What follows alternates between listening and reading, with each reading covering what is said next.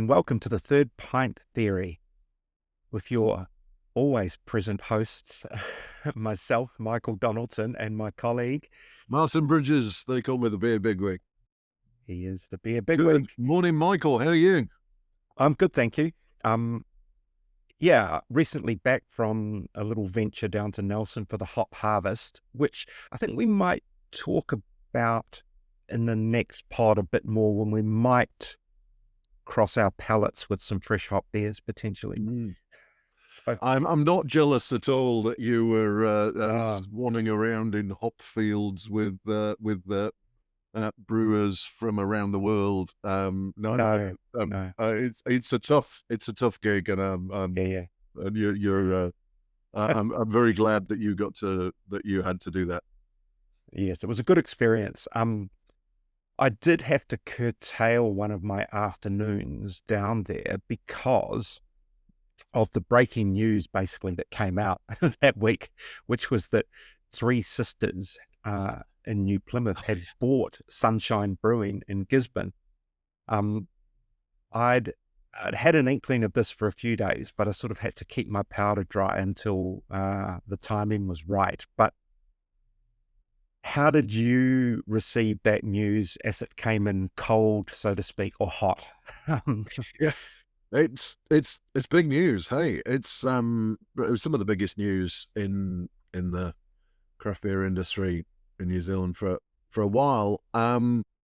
It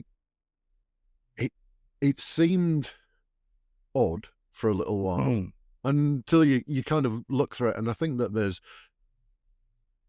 it's been obvious. Well, it's been well known that Sunshine were looking for a buyer or for some kind of investment, some kind of joint venture or whatever for some time. So that wasn't a huge surprise. Didn't come out of completely nowhere. But the kind of Three Sisters taking that, I think, works. Yeah, on a lot of levels for both parties. So. I just think that it's going to be interesting to see how they can manage that. That operation. It is. Yeah, the logistics of it are going to be really difficult. And sort of how it happened is really unusual as well. In that, I mean, for people who are coming to this fresh, just in terms of the background, Sunshine Brewing, which has been around since 1989. So it is New Zealand's oldest, longest running, continuous craft beer brand that still brews, because Mike's here in New Plymouth, which is of a similar vintage, they don't have a brewery anymore. They're a contract brewer. So I think Gisborne's Sunshine Brewing takes the mantle, I think. And anyway, it's been owned by the current set of owners 12, 13 years, and they're all approaching retirement age or past retirement age and just wanted to get out. And I know Martin Jakisevich, who was sort of the key figure in it, he's talked about he wants to get down to his batch at Mahia and just enjoy some beach life. And but they couldn't find. Three Sisters approached them previously, but they couldn't, I guess, they couldn't meet in the right place of enough money available at the time. And then Three Sisters did their crowdfunding, and they were looking to expand and buy new equipment. And, then it was like, do you want to reconsider this Gisborne deal or this Gisborne discussion? And I do know that, the other possible outcome was that Gisborne, that Sunshine, I keep wanting to say Gisborne Gold, Martin. The most famous beer. Yeah, they're almost interchangeable. That Sunshine, there was a chance that brewery could have been shuttered and sold off for its parts, including the Gisborne Gold brand, and sell the stainless steel separately. And, that would have been a tragedy if that had happened. And that's simply from owners wanting to move on. They need to get to the next part of their life, Yeah. and free up some capital or whatever. But no one was necessarily in the market to buy. It's a massive brewery. It's 25 barrel brewery, like, so, 2,500 liters roughly. Yeah. It's huge. And very modern, it's that kit is not all that old. I believe, from what I understand, it's a pretty modern, pretty high tech yeah, brewery. And I think, it's that problem that if this was 5 or 6 years ago, maybe pre-COVID, let's think pre-COVID, yep, then I think they would probably have found a buyer. yep, Craft beer was on the rise. Lots of people looking to get into it. But at the moment, it's buying a brewery is, if you are coming in from outside the industry, it's a brave move. But it works great for Three Sisters. I think we in your interview with Joe, talking about their constraints on capacity because of the beautiful building that you can't really do a lot with, because it's a heritage building, and and it's an odd shape. It's quite long and narrow, and the way they've got it set up, they've done some reconfiguring, but they did look at trying to get that brew kit from Gisborne in there, but it just wouldn't work. So it was like, well, hang on, if we leave it where it is and then brew because they can't brew a lot of their core range beers, they just don't have capacity to do it. And also they can brew their export orders there, and leave New Plymouth just to do small batch brewing, including the small batches for Gisborne. So some Sunshine brand, some Sunshine seasonals will get done in New Plymouth and then sent down to the Wellington tap room, across to the Gisborne tap room, probably a little bit on sale in the Three Sisters tap room in New Plymouth. So it's a little empire that's been built, but not without risk. Like, they really, they have to keep that China deal going. But it sounds like, there is, at this point, an unending appetite for smoothie sours in China. And I will tell you, one of the interesting things, I wasn't going to talk about Hop Harvest, but I did pop in. Oh, and I got this from a couple of sources. Like, there were a lot of Chinese brewers there, including some from the Brothers Beer team, which is the whole point of where we're going with this, because they're another one that exports a lot of beer to China. And there was also some there checking out freestyle hops, and I bumped into a crew at the Lifeline brewery there in Nelson, and Mick and Molly from Lifeline, they just were entertaining these visitors from China, and they said, "Have you seen these Chinese beers?" And I was like, no, I haven't. And the first one they had on the table was effectively a lychee smoothie sour, and I did, someone else was drinking it, so I had a wee smell of it, and it was so sweet and so fruity.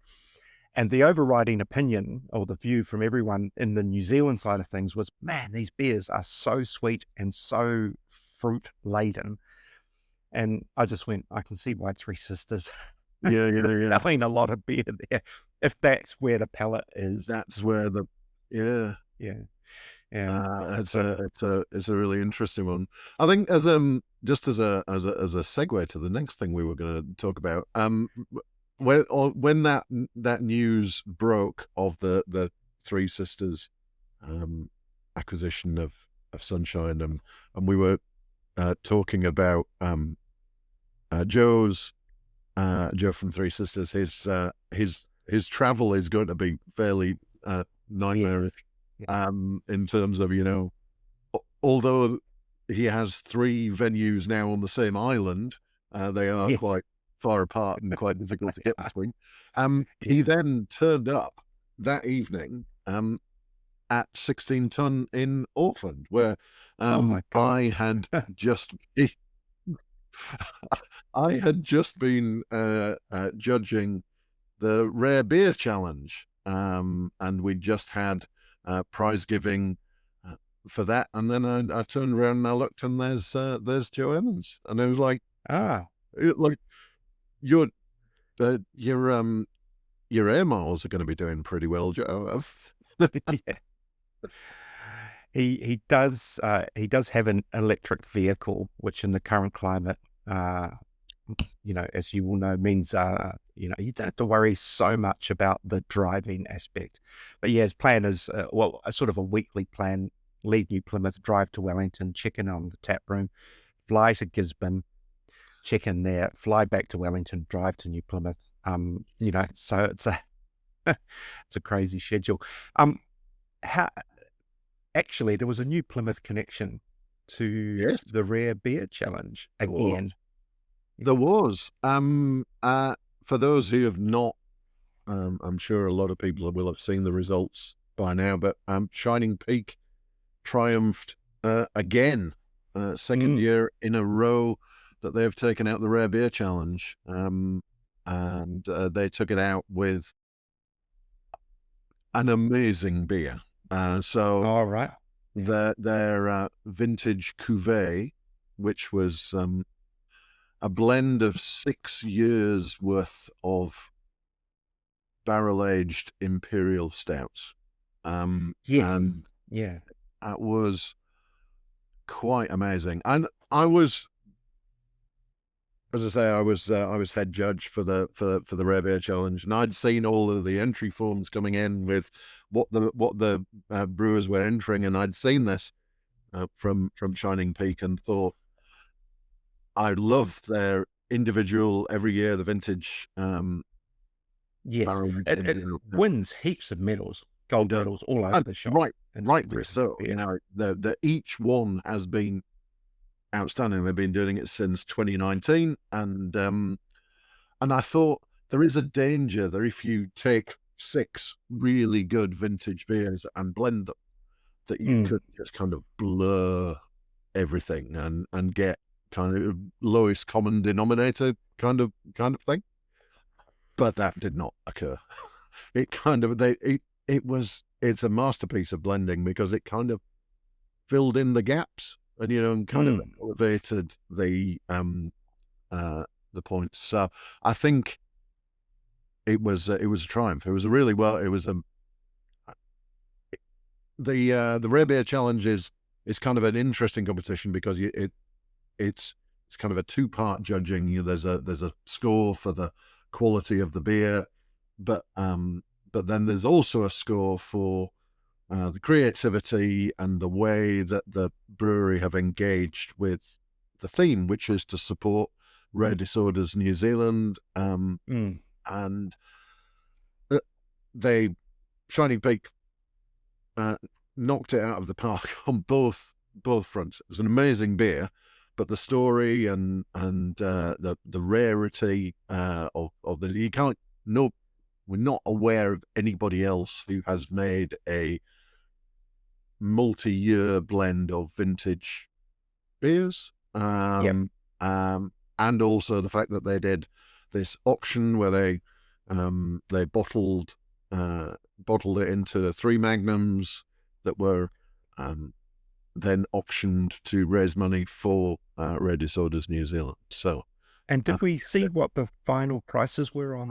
I did not. I think it finished this weekend. Last time I looked, they were kind of all around the $300 mark, which is a bit. While we talk, I'm going to Google it. So yeah, it was. The Rare Beer Challenge is a great event, and Ewan at 16 Ton has kept it on. It originally started at Fortune Favours in Wellington, obviously, which was started by his brother, and Yep. and 16 Ton had acted as the Auckland satellite for a couple of years, but and now that is the new home for the Rare Beer Challenge. Mm. 16 wild and wacky beers, with some great stories behind them. Yeah, yeah. And I mean, we won't go through them all, but I, I did kind of like the concept behind the mean doses one, where it was like literally rolling dice or picking a playing card. There was a whole lot of random things that they did to figure out what kind of beer they were going to make. Yep. And as you noted, it could have been an absolute dog's breakfast, but they it could have been a train wreck. I yeah. was really worried when they did that, and they were so they ended up and they made a low carb lager with Earl Grey tea, matcha tea, and lactose. And they did some great work in terms of the promotion side of things. They were releasing Instagram reels of the choices being made, and I remember particularly one where they spun a wheel to choose an ingredient, and it came up as lactose. And in the background, there's Dean, the brewer from Mean Doses, with his head in his hands. it came up on lactose. It was And had they already decided it was going to be a lager at that point? yeah, they'd already decided it was going to be a low carb lager. A low carb lactose lager. Yeah, but it worked. I was really when I looked at the entry form for that and thought, oh, this could be like, love the story, but yeah, the beer could be awful. Yeah, but let's use those ingredients judiciously. Yes, it somehow worked. I don't. So they came second. Actually, Mendoza's came second, and third was Alibi from Waiheke Island, with a hot honey pilsner where they'd infused chilies into honey and added it to a pilsner. Really, again, creative, great story, well-made beer. It was. I was really impressed. Really could have been. Yes, right. So we should crack on because we've been gabbering, and well, there was a lot to talk about, I suppose, this past week. But our guest today is Dylan Adams from Brothers Beer in Auckland, and there's a sort of a thread through this conversation to an extent, in that, a bit like Three Sisters, as we noted, they're a big exporter to China, more in the super high ABV hazy department. Although I did note in your chat that as a New Zealand Pilsner is also one of the top sellers there. And they do make some, it wouldn't fall into the rare beer category, but they do make some odd beers from time to time. Yeah. But also that, I don't know where it fits in terms of one of their best-selling beers, and it was odd because it's that Nirvana beer, the Nirvana. Yes. IPA, was it? Which has got the photo on the can of the Hanson family. That's not Nirvana, but it's all based on some internet meme where you have to be in the know to understand it. Yeah. But I remember that caused a heck of a lot of talk, because it was called Nirvana and it had a picture of the Hanson family on it, and you had to understand the whole backstory about it was some T-shirt that somebody found in a market somewhere in, was it Taiwan or somewhere in Asia, like that. Yeah. So that was a really bold thing to do, because that could go so wrong with people going, what the hell, these people don't know what they're talking about, bringing popular music into the beer making business, and they've got the wrong band and blah blah blah. Yeah. Anyway, It's one of their top selling beers now. They keep having to make it. They keep Yeah. having to make that beer because it sells out straight away. You know, it's effectively core range now. I think. Yeah, it was a really interesting chat because Brothers Beer have been around for quite a while. You know, they started off. I remember going to the City Works depot in Auckland and with an amazing tap range, and then the brewery sat in the corner, and it took a while for them to find their feet with their own brewery, I think. And Yes. Yeah. but they started making some decent beer, and then I think like a number of breweries at that time, and ones that we've seen have issues.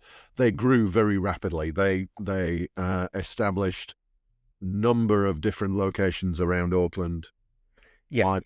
Five or six bars, I think, across Auckland. They moved to the brewery to a large site in Mount Eden. Also making some excellent barbecue at the time as well. Yes. I remember. Yeah.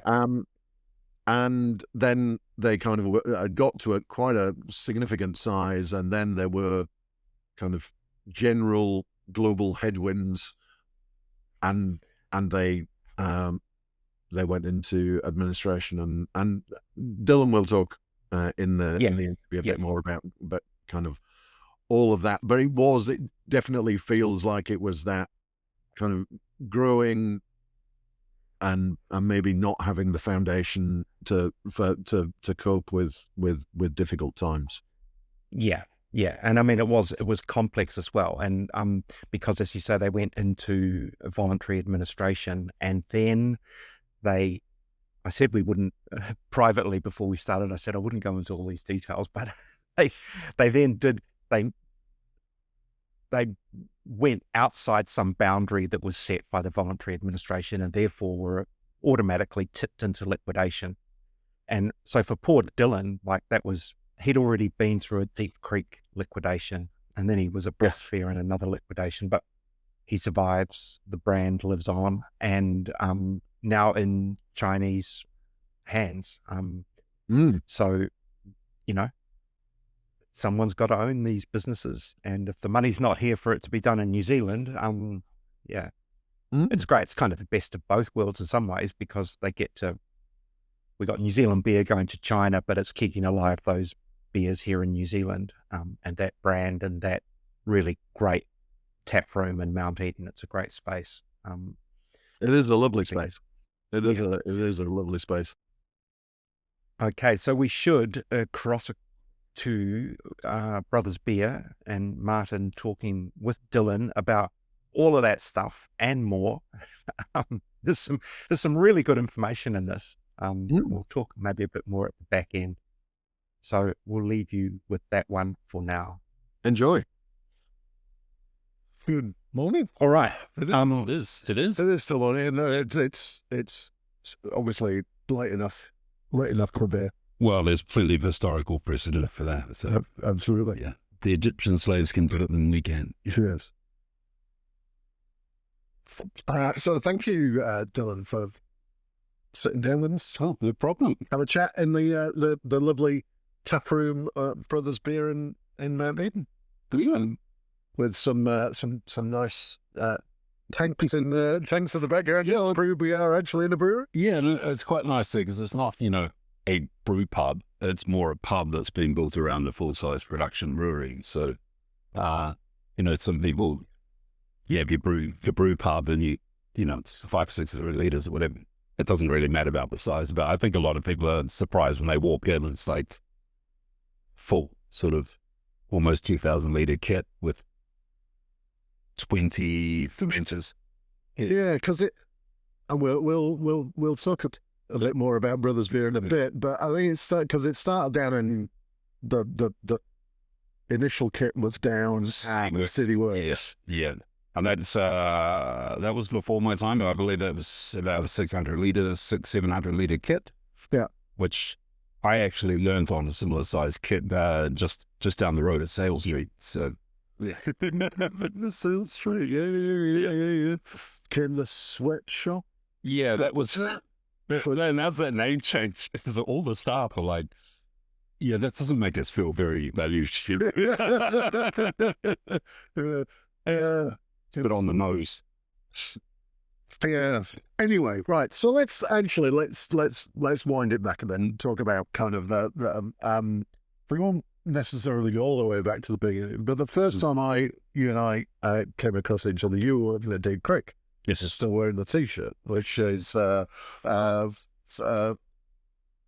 good to see. Yeah. I've got more Deep Creek T-shirts than I have Brothers T-shirts, so it's inevitable. It's a long lost Deep Creek. But so you were brewing there for how long?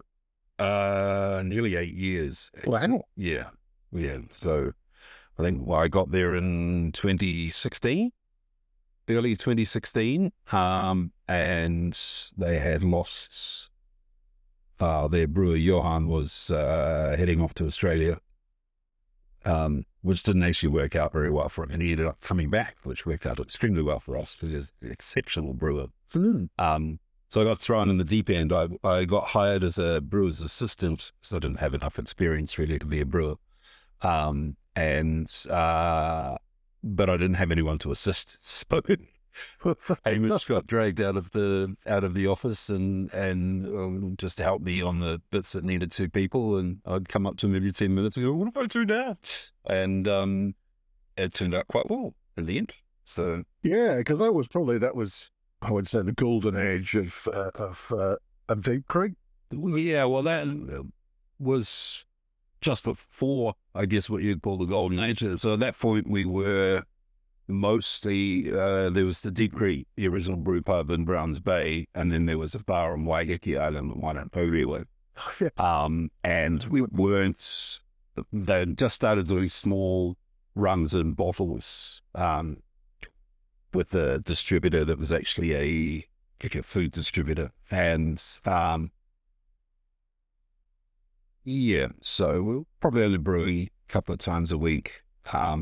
But it started to pick up pretty quickly from there. So probably within the next year, we had the guy from Jonty had come in from Garage Projects and brewed with us for a little while. We got our canning line, and we picked up Best International, I want to say small brewery. And that's where things really sort of started picking up, because a lot of this industry is brand perception and the perception of quality, and yeah, suddenly we had Australian distributors going, "Hey, can we have your beer, please?" And it started really sort of picking up there, and that was around about the time we sort of started doing our first hazy IPAs as well. And then the magical combination of the right name and the right label and a good beer, and then Mr. Miyagi just absolutely shot through the stratosphere. For a while there was the biggest selling 440ml can in the country for a good couple of years, I believe. So yeah, that's it was good times. It's hard to remember now that there was a time before hazies. Yeah. Well, there was a lot of grumbling and complaining because there's definitely a bit of trying to get it right when there isn't really a lot of online resources for something that was a pretty new style at the time, and there's a lot of trial and error. 1 or 2 batches that went completely clear. And yeah, mostly around yeast management. Yeah, I mean, the haze is kind of a byproduct of the way you're making the beer. I don't think the people that invented hazies set out to make a hazy beer. No. They set out to make a really fruity beer with a nice creamy mouthfeel, and were probably as surprised as anyone else when it came out and it was super cloudy. But I think they were also trying to turn around an IPA a little bit faster as well. Which is ironic to me because they take as long to make as a normal IPA. So, Hazy, lazy. yeah. But so, and Misty Miyagi was obviously a huge hit. What are some other beers from Deep Creek days that you look back on fondly? Well, my favorite beers were the Undercurrent Pilsner was probably that's my go-to. That's the beer I feel like after a long hot day in the brewery, and it's probably the one where I was when I started, I was the least experienced brewer there, and it's probably the one where I actually managed to have a little bit of influence on it, because when it was already a great beer, but it was hot, probably in a more traditional Czech style. And one day I said, why don't we late hop it like it's a pale ale or something? And Hamish was like, yeah, we can try that. And he's got a thing where he's kind of dead set against dry hopping lagers for various reasons. So we didn't do that, but we did make it a late edition and a Whirlpool edition, which meant using more hops. But hey, that happens. And suddenly the beer got this really wonderful limey citrusy expression, and basically with the lager yeast, I've got a theory that there's a little bit of biotransformation going on, and just about any hops you throw at it, it's going to come out citrusy with the lager yeast. So then that actually won a trophy in the Australian Beer Awards for Best International Lager, and I was like, I can claim a little bit of that. That's good. But also, Johan is the reason why Deep Creek made such great sour beer. The kettle sours, but then once we did like a lambic style barrel program, the spontaneous sour Belgian goodness, they picked up an awful lot of trophies, and those beers are fantastic. I've still got one sitting in my, I won't say cellar, so I don't have a cellar, but I have one bottle of Flanders Red sitting there waiting for my 50th birthday later on this year. So those are outstanding beers. Those are around. There's one we did was, I think it was about the second one we ever did was actually a dark beer, barrel aged in bourbon barrels. I believe it was called Bluegrass. Yes, I remember that. Just outstanding. It was such a good beer, so complex. Yeah. And I can't claim any kudos there. I helped make the beer, I guess. But I did long before I actually knew what was involved. Just from sort of the dad joke angle, I was like, we just had a board for people to write up ideas for beers and seasonal releases, and I was like, we have to do a creek. We have to do a Deep Creek, and I realized making a creek is a 2 or 3 year proposition. But when it came to naming it, it was pretty much already made, right? And then that one champion beer at the New Zealand Beer Awards. Yeah, that was a good beer. Yeah. So there were some great beers that came out of Deep Creek during that time, and that was kind of probably some of my favourite beers of all time. And but then it all went wrong. Yes. Obviously. Don't go into a huge amount, but obviously Deep Creek went into liquidation. But how did you find out? Well, there was a drop off of production. We were suddenly, we're suddenly going, hey, we haven't made any. Suddenly, we're not brewing anything. And that had actually happened in the past where maybe we stopped. We didn't brew for a month, but then things kicked off again. we built up a fair bit of inventory, and we were waiting. We're basically keeping the tanks clear because we're waiting for a large export order kind of thing. And the last time that happened, that sort of happened over December, January. So it was like, oh, sweet, well, slightly have some holiday for once, you know. But it just kind of all ground to a halt. We weren't really told a lot, but you know, after a couple of weeks, there were a lot of people going, I think we need to start prepping CV or something.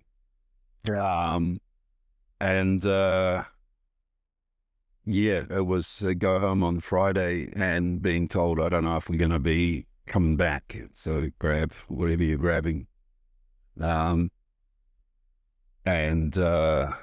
was actually just about in the papers by the time we were actually told ourselves. So, it was not the best way to wind things up, especially after, it's such an award-winning brewery, we would have been probably in the top 5 biggest breweries in independent breweries in the country in terms of production as well. Really, it was a perfect storm of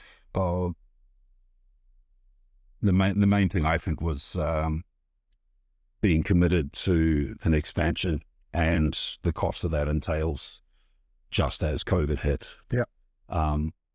And so even the shipping of the new kit, the cost of shipping quadrupled. Right. Because it was at the worst possible time of COVID. So then we had this big new kit, and the demand that necessitated the new kit had dropped off. So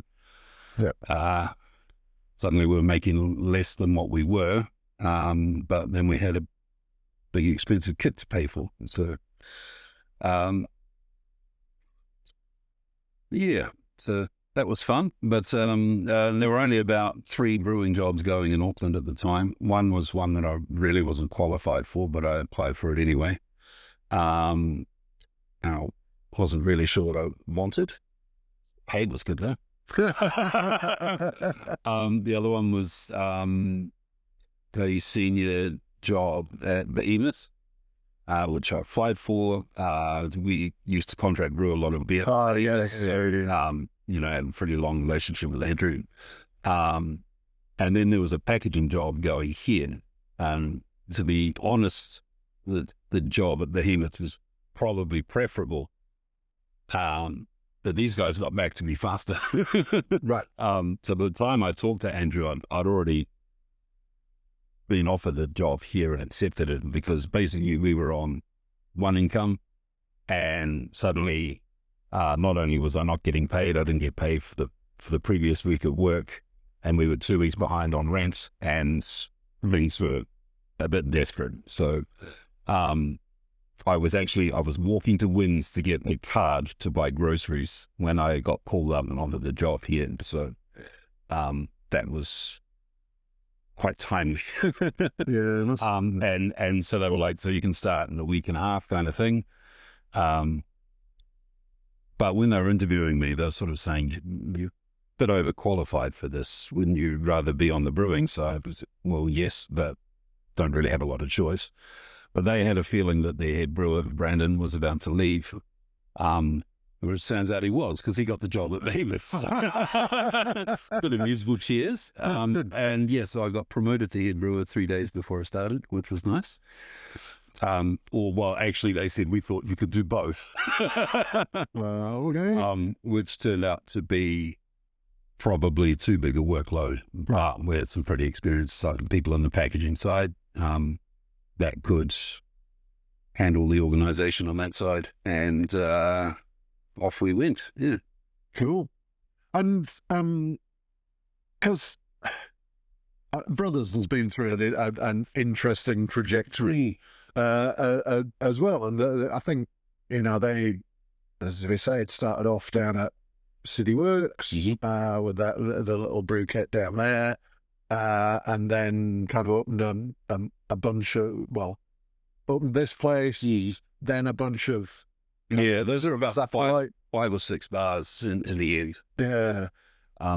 I mean, both breweries really were kind of the victims of that classic expanding too fast sort of scenario. So, and both victims of COVID. Yeah. These guys suddenly had 5 or 6 bars. Nobody could go into. Yeah, from here to here. Yeah. So, how long had you been here at Brothers when they also Before we went pear-shaped again? yeah. So Deep Creek fell over in sort of late November, and I started here early December. And we were actually flying along. We were brewing between 5 and 7 days a week. We were constantly running out of beer. And then I think it got to about June.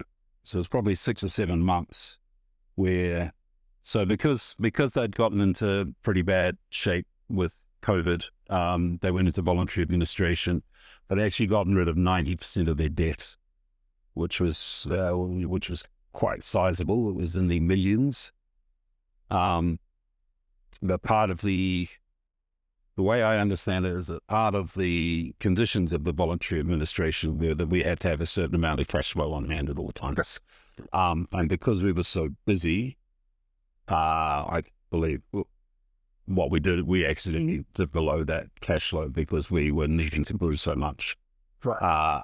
I don't believe it was intentional, but that triggered a liquidation vote. And the amount owed on the place, so you couldn't even buy a studio apartment for in Auckland. So, it was like 300 or 400 grand or something, which was about a tenth of what it was. So, so that was a not again sort of moment. You didn't think you were cursed? I was pretty sure that it could be possible that I must have done something bad in a previous life. But the liquidators came in straight away and they said, look, the amount of debt is quite small. The brand is relatively strong. Your turnover is good. We think we can sell you as a going concern. So there was a couple of weeks where we all worked for the liquidators, basically packaging existing beer. Which is good because one of my favorite beers was actually trapped in tank at the time, which was the Belgian dark strong ale that we did with Pocono whiskey. That was locked too. I got a few extra weeks in the barrels that weren't planned for, so it was a good thing we only barrel aged half of it and blended it. Otherwise, it would have been very peaty. And then the new owners came in, and it was also a very rough time economically. Was over 12 months ago now. I'm actually losing track of the years, but I think it was 2024. And also we'd noticed we'd gone from having record months in summer to by March, April, having to really slow down production because suddenly people just stopped buying craft beer. I think the interest rates really bit into a lot of people's budgets. Yes. Living. So yeah, people started going, I can't afford craft beer anymore. Shit. And because of that economic headwind, there were actually only a couple of buyers interested. One of them was our current owner, he's a beer distributor in China, and he got his start distributing Belgian beer and bringing good quality European beer into Shanghai, and then a lot of classic American craft breweries as well. And we were the first first New Zealand brewery that he ever imported. So, cool. I think he had a little bit of a soft spot for us, and saw that the asking price was pretty reasonable because the debt was not very big, and pretty much straight away started doing sort of 20,000 litre export orders for China. So Yeah, because I remember at the time when that was when that sale was announced, it was like, that is interesting. Because obviously, like it was RL Brothers is in trouble, and who could buy it? Because as you say, at the time, like it was like who would throw money at that? Nobody's got a lot of money, and most people would probably consider it not the wisest investment. And then it wasn't a purchase by another brewery brand. It wasn't purchased by a New Zealand organization, but by a distributor from China. And that was like, that is because I think a lot of us were aware that China was a fairly sizable export market. Obviously, for Deep Creek were exporting to China. That was part of the problem in the end. Solution and the problem.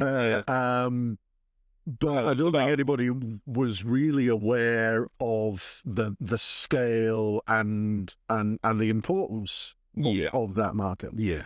Well, I mean, when you think about the population in China, people probably don't think of them as a beer drinking country, but it is the biggest beer market in the world, and it's by a significant margin. So it's bigger than the States, significantly so. Yeah, you only need a small proportion of that population to be beer drinkers. Yeah. For it to be a lot. Yeah, and even so, I think craft is actually a pretty healthy proportion of the market there as well, which is great for breweries. There are quite a few New Zealand breweries exporting now. Your Double Vision, Behemoth, Sawmill, Three Sisters. There are plenty of people sending beer up to China. Mm-hmm. And I think.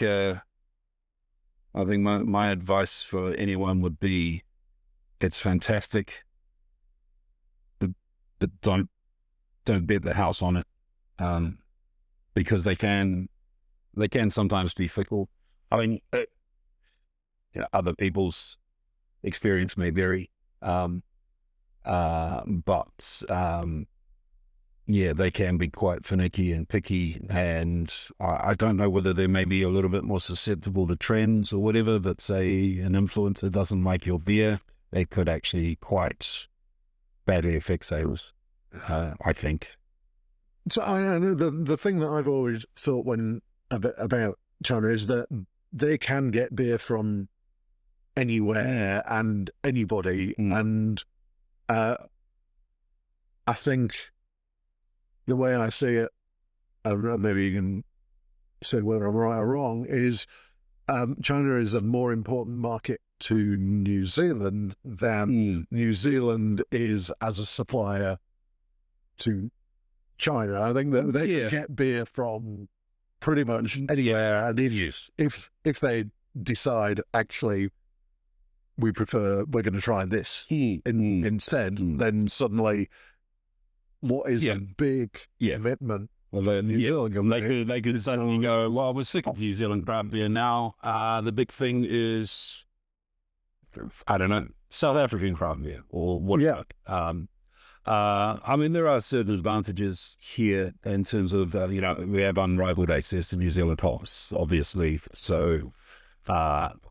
sure, you can buy American beer with New Zealand hops, but we probably have more of it, I guess. Or it's, and we have our own take on styles. New Zealand Pilsner is, ironically, doesn't sell very well in New Zealand, but, we are famous for it around the world. New Zealand hops, there's 2 or 3 New Zealand hops that are absolutely perfect for a modern interpretation of Pilsner.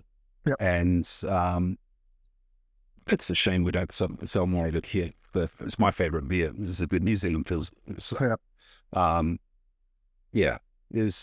there is that. I think the American tariff situation has also been helpful. I mean, we had one one order was suddenly double the size because of that.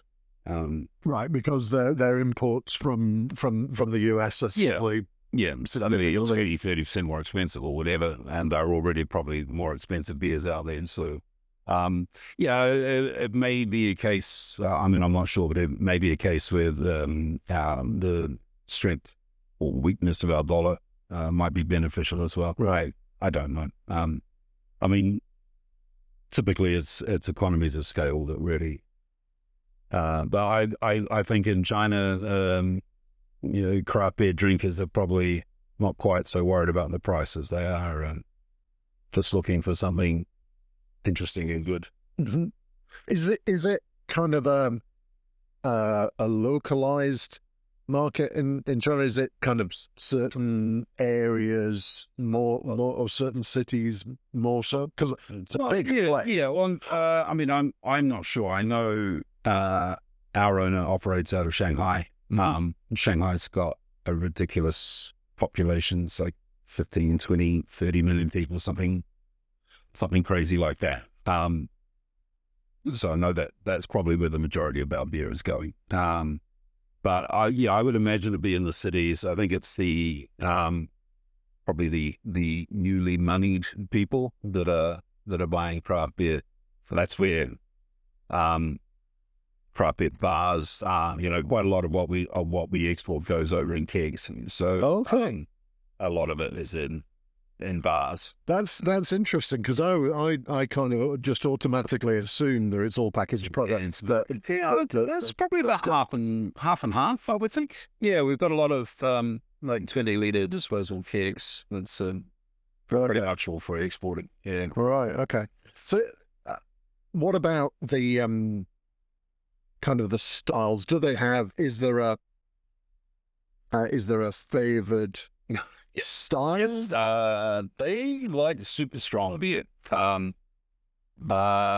Hazy is king, and we make 2 different triple IPAs for them, and we now make 2 different quadruple IPAs for them. So we could get an order for, say, 10 different beers. There would be a delicious Pilsner.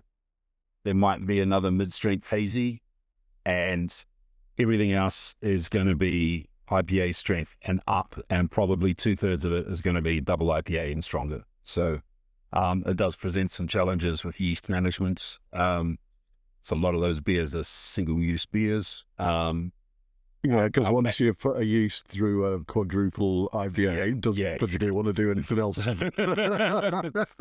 And our mash tun is quite small, so that presents a challenge for how much malt we can fit into a beer without adding sugar, which is fine because, most of your stronger beer has some sugar in it to get the alcohol up without getting the sweetness up.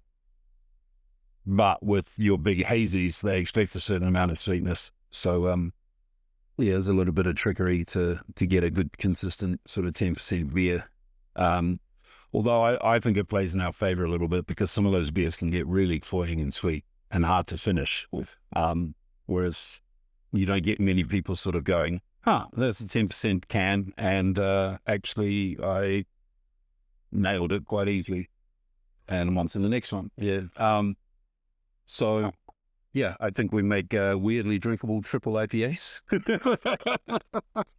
Well, they're still plenty juicy, and they still have a pretty significant final gravity. But I think they are maybe a little easier to drink than some others that I've had. Yeah. So tell me, tell us a little bit about some of those triple and quad IPAs. What for people who are listening, because some of them, obviously most of them are for export, but some of them do hit the New Zealand market. What should people be looking for?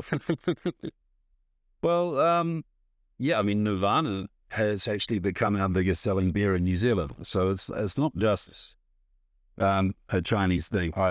My theory here is people have got less to spend on craft beers, so they may be getting a cheap 6-pack or two, and then maybe getting 1 or 2 440s as a treat. So they can pay $10 or $11 for an IPA, or they can pay, $12 for a triple IPA and get, I guess, more bang for their buck. And then there's always people that will just buy anything strong. That is still a thing. Hey, It is. I don't quite understand that. I remember from back in the very early days of my involvement in craft beer in New Zealand, I worked at the New Zealand Beer Festival. It was at Ellerslie Racecourse. Yeah. And it was held in the stables. Oh, yeah. So there was this background aroma of Austria. And I worked on the Emerson stands. This would have been like 2009, maybe. This is like 16, 17 years ago. And I remember that the first person that came up to the bar was, "What's your strongest beer?" It's the strongest beer, yeah. And that's still a thing. Yeah, well, we took some 12% beer down to the Taranaki Beer Festival, and which is only sort of 2 sessions, a Friday night and a Saturday night, and it was pretty much gone by the end of Friday night, and that's the small session. So, yeah. It is stuff. There was one called Biohazard, which we haven't released in New Zealand yet, but may get a release one day. Yeah.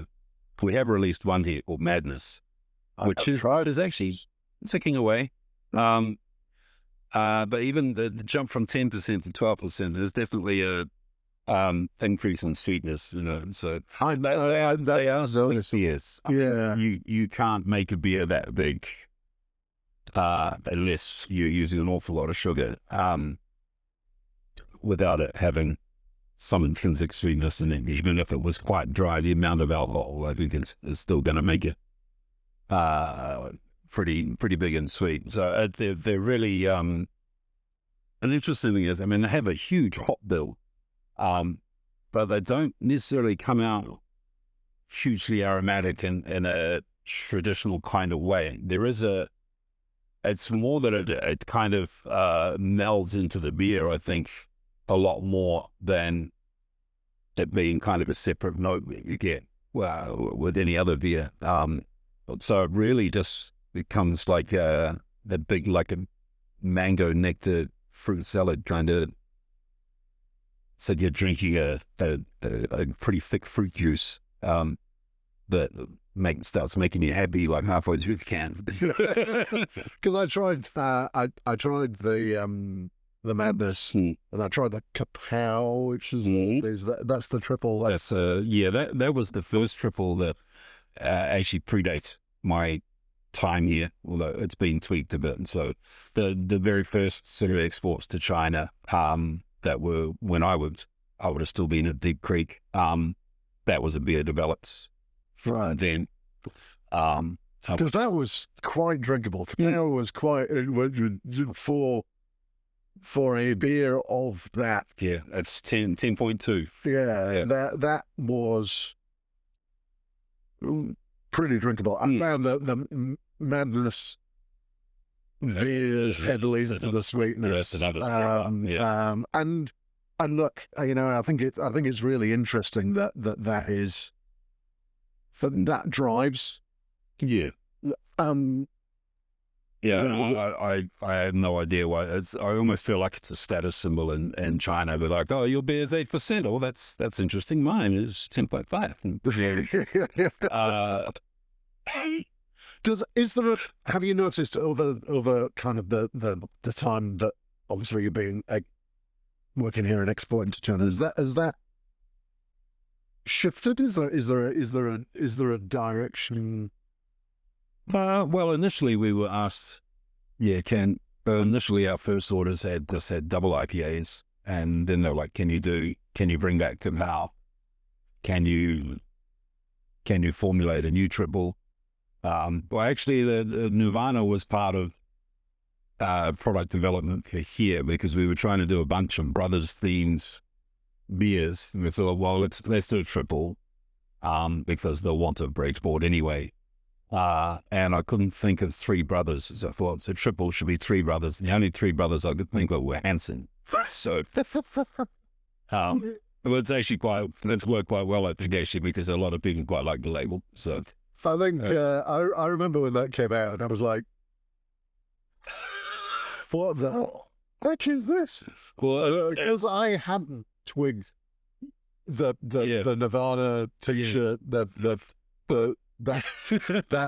meme. I'm not connected. Well, that actually worked quite well in our an advantage, I think, because a lot of people knew because it's from cheap Chinese knockoff band T-shirts. Yep. Whereas it was a T-shirt made, a Nirvana T-shirt, and they accidentally used a picture of Hanson instead. But then also quite a lot of people online didn't get it. They're going, "That's Hanson, isn't it?" And also because rather than using an actual picture of Hanson, we ran it through some software that turned them into Muppets. So they're kind of puppet versions of Hanson, which was good because I got a lot of people talking about it. I remember turning up in a few Facebook groups, and people were like, half of them are like, "Ha ha," and other ones are like, "I don't get it." So at least they're all talking about it, you know. Yeah. So do you see? Is that continuing, or are we just going to get more and more big hazy IPAs? I don't know. I mean, the thing is, there's only so much of them you can drink. I mean, even when we had a couple of weeks ago, we packaged 3 beers, and there was literally 2 10% beers and a 12% beer, and those were the beers to choose from to take home to drink. And it's like, by the time, if you get through 2 of them, the third one, it's probably a mistake, So, yeah, I mean, some people love them. I don't think they're going to take over the world. But I think it's probably a niche that something that was a novelty 5-6 years ago is probably actually a niche that I think is going to stay. The guys at Double Vision, their Mad Eye has become a bit of a cult favorite as well. And I would say probably Mad Eye and Nirvana would be the best-selling triple IPAs in the country. And that they're actually, I mean, Nirvana is stocked nationwide in Woolworths. I mean, a couple of years ago, you said that a supermarket would stock a triple IPA as a 4 products that they do bonkers. I mean, I remember making them at Deep Creek, and I couldn't stand them. I thought they were awful. I didn't even take them home to drink. And they're right on the limits of what the yeast wants to do. So it's very hard to get consistent beer out of them. I mean, we use a yeast now that has a pretty good tolerance, but it is still, with a beer that big, you can get fluctuations. There's an attenuation, which it doesn't give me grey hairs at all. Yeah. Yeah, they sometimes they need a bit of nursing, Yeah. So, what's the kind of the split in terms of export versus local market now for brewers? Well, they can fluctuate quite a bit. I mean, at one point it was probably 70-80% of what we were brewing was being exported. So if you go back about a year or so, that has evened up quite a bit. I guess it's winter in China at the moment. Right. We're still drinking beer, but nice warming quadruple IPAs.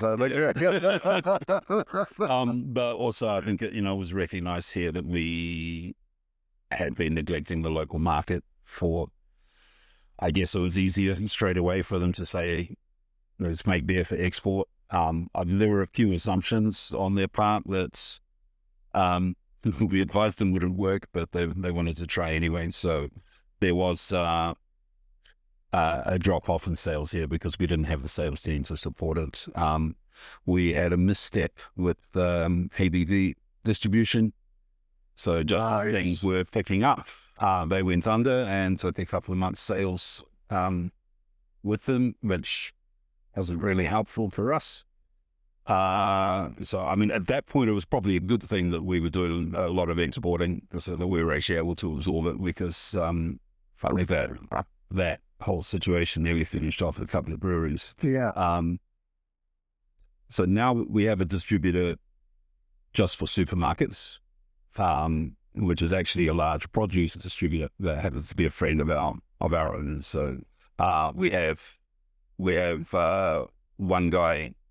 All he does is sell our beer to supermarkets, and then we have a couple of guys in the South Island who do produce and beer. And one of them actually used to be one of our best sales reps, so which is great because he knows the product really well, and he's got really good relationships. So we are seeing definitely a good uptick in local sales.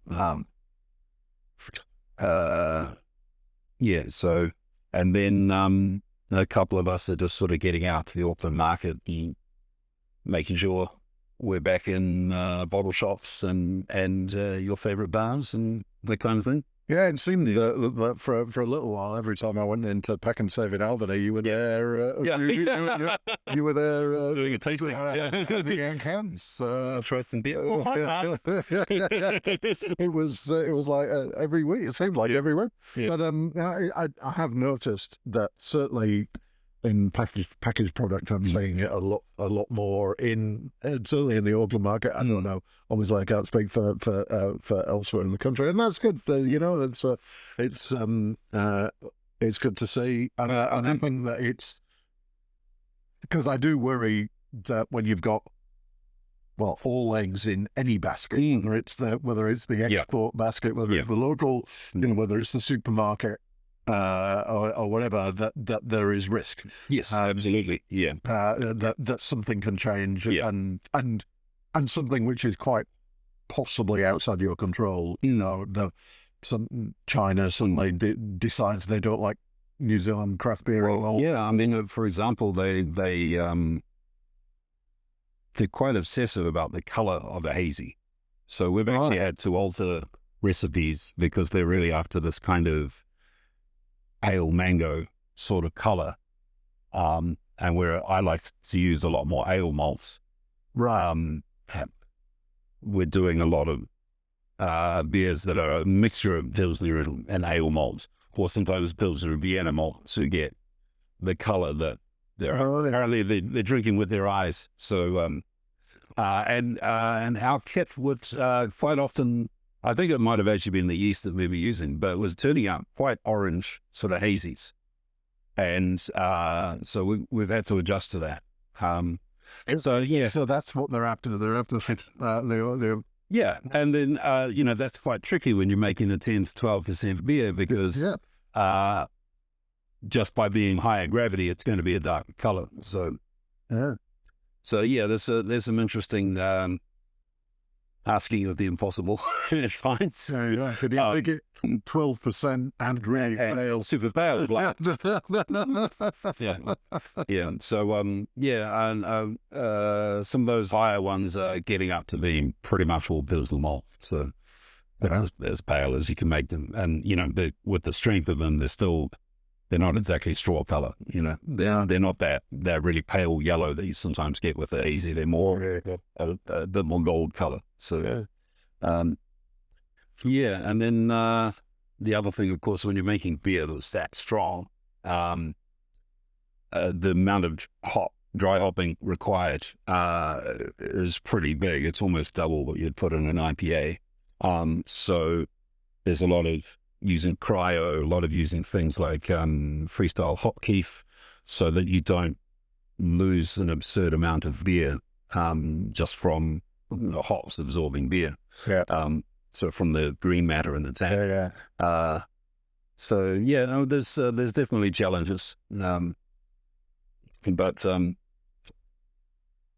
it's kind of becoming famous for triple IPAs. So you can't always pick what people respond to. That's go with it. You follow the market to a certain extent. Look, I think we could we can talk about the complexities of brewing triple hazy IPAs for ages. But like, we kind of wrap things up about that. Look, thanks very much, Tom. It's been an awesome little chat, and I'm not going to go and drink a triple hazy IPA right now because it's not even lunchtime. Having said that, I think actually our Pilsner is actually probably our best-selling beer in China. It's just that if you put all the other ones together, they outstrip. Yeah. So, yeah, we do one Pilsner. We do like 4 10% plus hazies. So those ones will outsell the Pilsner. But if you look at an individual brand, we're actually quite famous for. So there's hope yet. There is. Stick with the Pilsner. Yeah. Okay. Thank you very much. Always right. Well, thank you, Martin, for that. That was really good. And interesting that you were enjoying that New Zealand Pilsner. It was a great beer. Yeah, which there is demand for in China, which is cool. Yeah, it was interesting. I thought that was. Everybody talks. Well, a lot of brewers talk about the fact that the big driver of exports to China are either, as we've said before, smoothie sours or high strength hazies, and Brothers Beer do the double, triple, quadruple hazy IPA. But that New Zealand Pilsner probably is their biggest volume of one beer that goes. They might send 4 or 5 different strong hazies and the New Zealand Pilsner. But that's great. I think if we are to be known around the world for New Zealand Pilsner, I'm pretty okay with that. Yeah, that's right. And I do think that, from what I gather talking to people who are exporting to China, that there is still that story about New Zealand and the quality of the ingredients. And so especially New Zealand hops, they're rare. Like, we know they only make up 2% of the world's hop production. So to get your hands on really cool beers made with New Zealand hops, it's a point of difference in a huge market, so these are valuable beers in some ways so it's great. And it's great. I think that the New Zealand Pilsner is so popular because that is the kind of it focuses the expression of yes, the New Zealand hop. Whereas in the hazies and some of the others, yes, absolutely, they contribute some great flavors. But it's possibly they're not as distinctive. It's not as easy to say, oh yeah, that triple hazy has definitely got Rewalker in it. Yeah, for example. Probably wouldn't put Rewalker in the triple hazy. I don't know. Probably, but definitely you can. I think in all of those you can often pick Nelson Sauvin, if it's showcasing that grapey flavor, because it doesn't always, and that's something else we'll talk about when we come back to fresh hops and harvest and all that kind of stuff. But yeah, you're right. Once a lot of hops go through a biotransformation in the dry hopping stage, which is something again Dylan was talking about there, they can, according to some critics, just start to all taste the same. So yeah, we must get Karen Haslett more on this pod to talk about many things, including that particular topic. Actually, we should get him because he's about to go live with South Star Brewing. Well, when I say about to, in about 3 months, I think. So I'm looking forward to those beers coming out. It's been too long since I've had a Kieran Haslett Moore beer. Exactly. All right. Well, with that we'll sign off. I think, Martin, we have talked for a long time. So thank you, listeners, for sticking with us on this one. The Third Pint Theory is recorded, edited, and produced by myself, Michael Donaldson, and Martin Bridges, the Beer Bigwig. You can find past episodes on Spotify, Apple Podcasts, YouTube, and all the other podcast platforms. If you've enjoyed this episode, remember to subscribe so you never miss an episode. And please leave us a comment or rating. It really helps other beer lovers find the show. You can also find us on socials. We're third.pint.theory on Instagram and at thirdpinttheory.bsky.social on Blue Sky. Don't forget to check out what we're up to outside the podcast. You can read my latest articles, reviews, and news in the Pursuit of Hoppiness magazine at hoppiness.co.nz. Plus, you can sign up to my weekly beer news email, Friday Night Beers, at hoppiness.substack.com. And if you're a brewery, bar, or restaurant owner looking for help with making the most out of craft beer, you can get in touch with me at martin.bridges@beerbigwig.com. I can help you with beer lists, events, tastings, or other ways to help you make better beer decisions. Finally, if you're interested in sponsoring the podcast or advertising, or you had any other suggestions or questions, drop me an email at michael@hoppiness.co.nz. Until next time, keep your glass full and your hops fresh. Ka kite anō.